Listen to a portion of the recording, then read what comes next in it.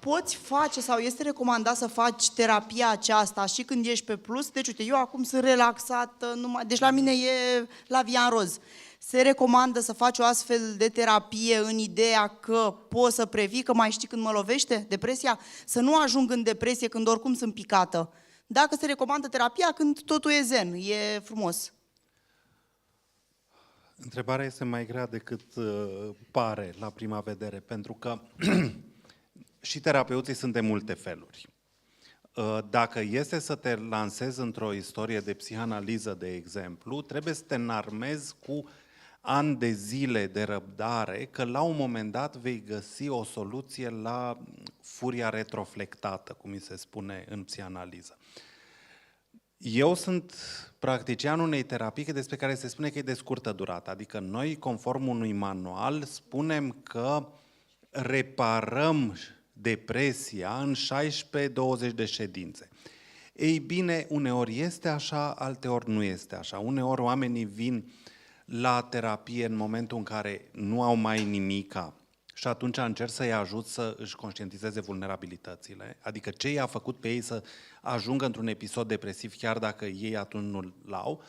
Alteori oamenii vin într-o trenă depresivă și atunci încercăm să-i ajutăm așa la jumătatea drumului să înțeleagă ce este depresia, să înțeleagă cum acționează medicamentele, să se activeze puțin comportamental.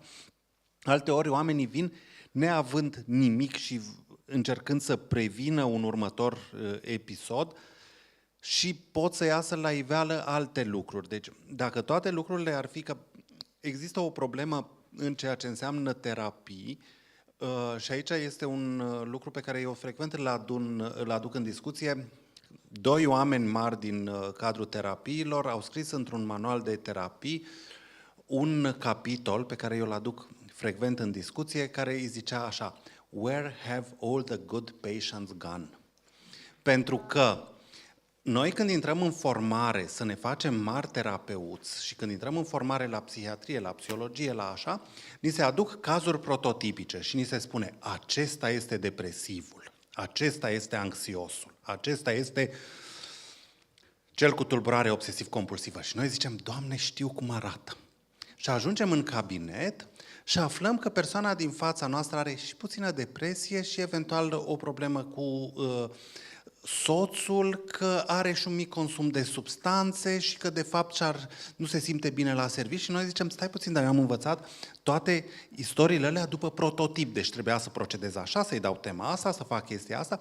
Și de fapt, oamenii care vin în cabinet sunt oameni. Ei nu sunt disciplinați ca să știe să vină înregimentați conform DSM-ului, cu toate criteriile diagnostice și cu toate acțiunile. Și atunci e dificil să spun că omul nu s-a conformat prototipului, să încep să-l trag de ureche și să spun: știți, n-aveți o depresie așa cum ar trebui să aveți, ca să eu să vă ajut așa cum aș ști să vă ajut.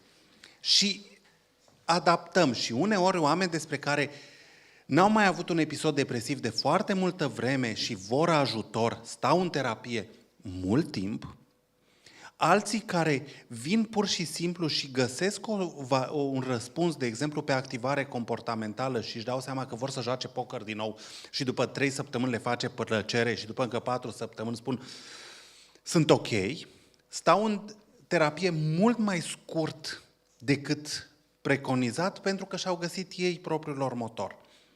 Și din punctul acesta de vedere, dacă ne reîntoarcem la zona asta de umanitate, de a încerca să înțelegi persoana nu conform unei grile diagnostice, ai șansa ca pentru fiecare dintre ei să îl ajuți în ritmul lui, în momentul lui, să simtă că are un suport atunci când are nevoie. Deci eu nu mai fac preconizări. Tot așa, când am învățat terapie, aveam un manual care a fost tradus și în românește, cu care timp de 2 luni am dormit sub pernă, nu exagerez, pentru că era planuri de tratament în depresie și anxietate și spunea ce să faci în ședința 1, ce să faci în ședința 3, ce să faci în ședința 5. Și era pe 20 de ședințe, eram foarte vesel că am pus mâna pe soluție. N-am reușit să-l aplic niciodată conform manualului și la un moment dat l-am scos de sub pernă, la propriu.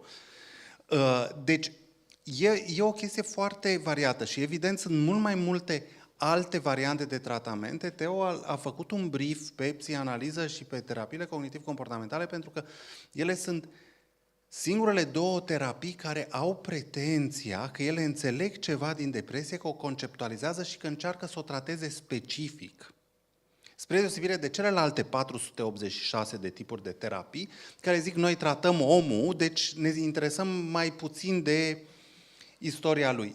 E o istorie întreagă, deci dacă ar fi să facem numai pe ce fac terapiile cu depresia, terapiile psihologice, că după aia sunt și cele somatice și după aia sunt și marșoterapia, luxoterapia, terapiile medicamentoase, terapiile alternative, terapiile bazate pe mindfulness, deep brain stimulation, deci avem sute de variante, unele mai accesibile sau nu publicului român, dar toate lucrurile astea eu întotdeauna vreau să le privesc cu oarecare rezervă că mai mult contează ceea ce se întâmplă cu persoana și cu povestea ei decât cu soluția pentru care vine oricare terapie. Și asta vă spun din faptul că practic terapii cognitiv-comportamentale.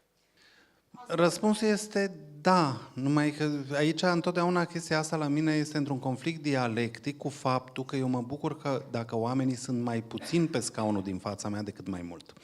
Pentru că există un transfer de dependență uneori pe terapeut. Există un transfer și de competență, adică ai impresia, pentru că relația durează de atât de mult timp, că o parte din resursele tale nu o să le pui la bătaie pentru că o să primești un răspuns de la resursele terapeutului. Și e întotdeauna acest balans foarte delicat, cât de mult e bine ca cineva să stea în terapie. Cu toții am trecut această incapacitate de concentrare și senzația că timpul curge încet sau că curge altfel, determină o diferență de ritm foarte mare între ceea ce ai avea de spus și ceea ce poți de fapt să înțelegi și să digeri, inclusiv din propriile tale cuvinte. Adică există ceea ce noi numim depresie iritabilă sau depresia mascată. Depresii în care persoanele par să fie destul de cu mințile rapide, dar de fapt o mare parte din cuvintele pe care le spun sau le înglobează nu sunt percepute. Și atunci, în relația, fie că sunt prieteni, fie că sunt pacienți, fie că e terapeutul nostru, unul din lucrurile pe care e foarte important să-l facem este să verificăm dacă ritmul nostru corespunde ritmului de înțelegere a celui din fața noastră. Există tratamente care funcționează, despre care noi încă nu avem niciun răspuns de ce funcționează.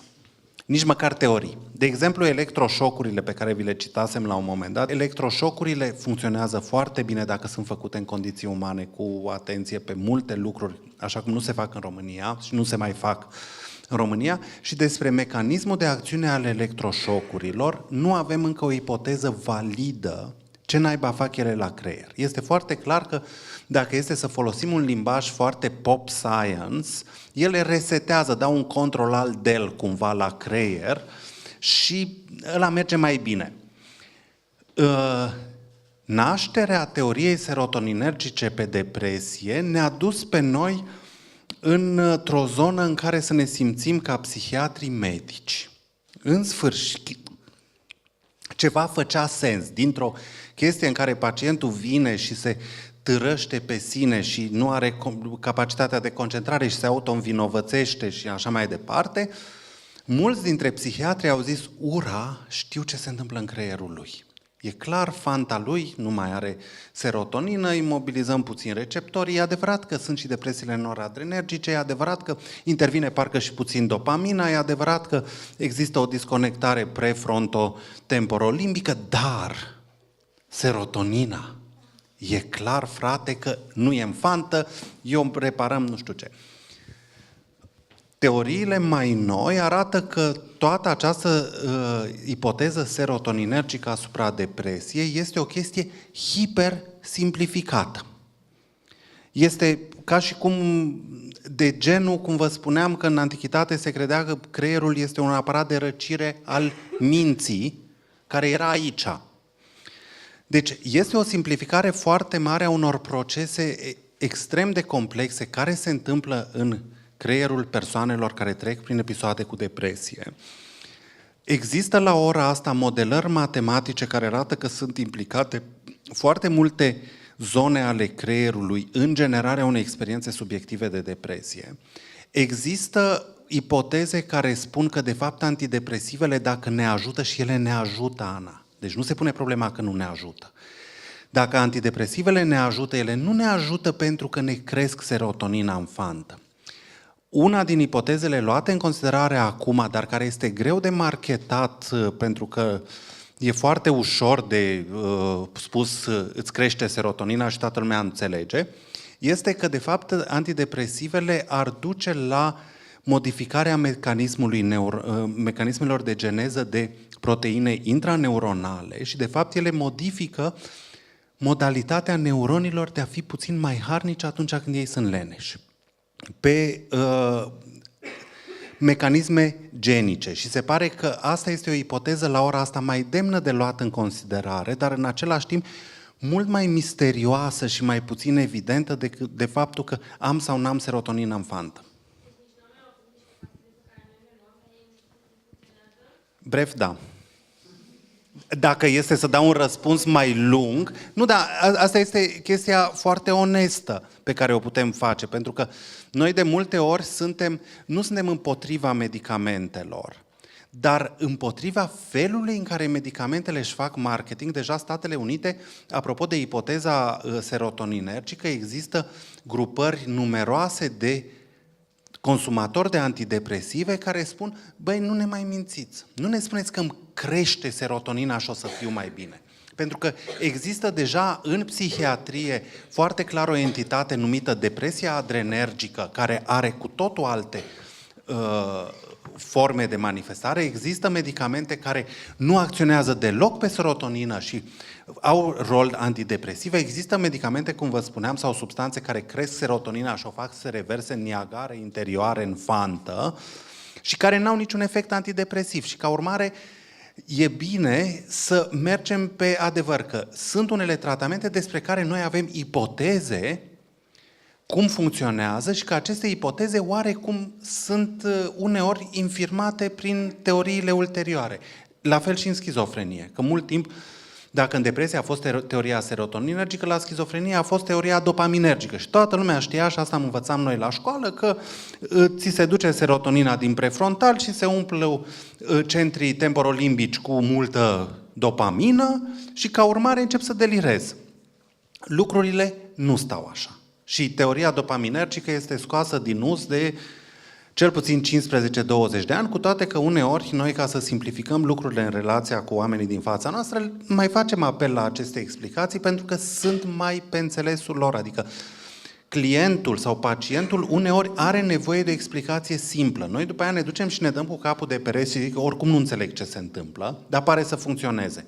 Dar, din nou, aducem lucrul la relație, pentru că eu dacă îți dau ție un medicament și spun o să meargă, crede-mă, tu o să ridici din sprânceană. Dar dacă îți dau un medicament și spun o să meargă, crede-mă că îți crește serotonina, că e dovedit științific de cercetătorii englezi, da, brusc clientul zice ok, dar